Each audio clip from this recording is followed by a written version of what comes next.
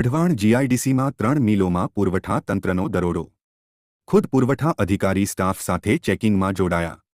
Palmolein soybean તેલના નમૂનાઓ લઈ લેબોરેટરીમાં મોકલ્યા. સુરેન્દ્રનગરની વઢવાણ જીઆઈડીસીમાં પુરવઠા અધિકારી સહિતના અધિકારીઓની ટીમ દ્વારા ખાદ્યતેલમાં ભેળસેળ થતી હોવાની ફરિયાદના આધારે 3 ઓઇલ મિલમાં દરોડા પાડીને ઓચિંતું ચેકિંગ હાથ ધરી પામોલીન સોયાબીન તેલના નમૂના લઈ ફૂડ એન્ડ ડ્રગ્સ વિભાગને રિપોર્ટ માટે મોકલતા તેલના વેપારીઓમાં ફફડાટ વ્યાપી ગયો હતો. વધુમાં પ્રાપ્ત વિગતો અનુસાર સુરેન્દ્રનગર વિસ્તારમાં ભેળસેળવાળું ખાદ્યતેલ વેચાતું હોવાની સુરેન્દ્રનગર પુરવઠા અધિકારી હિરલ દેસાઈને ફરિયાદ મળી હતી. આ ગંભીર બાબતને ધ્યાને લઈ પુરવઠા અધિકારી હિરલ દેસાઈ ખુદ વઢવાણ જીઆઈડીસીમાં ઓઇલ મિલોમાં ચેકિંગ માટે દોડી ગયા હતા. તેઓની સાથે વઢવાણ ડેપ્યુટી કલેક્ટર નિકુંજ ધુડા, વઢવાણ મામલતદાર પી.એમ. અટારા, અનિરુદ્ધસિંહ ચાવડા અને અનિરુદ્ધસિંહ લકુમ સહિતની ટીમ ચેકિંગમાં જોડાઈ હતી.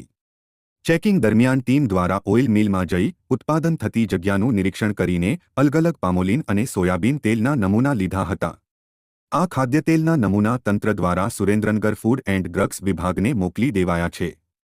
હવે તેલના નમૂનાના રિપોર્ટ બાદ કેવા પ્રકારની કાર્યવાહી કરાય છે એની સામે સૌની નજર મંડાયેલી છે.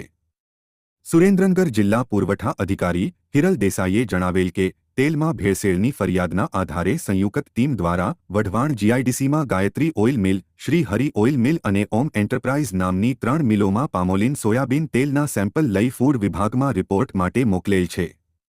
રિપોર્ટ આવ્યા બાદ યોગ્ય કાર્યવાહી કરીશું. અહેવાલ દીપેન્દ્રસિંહ જાડેજા, લોકાર્પણ.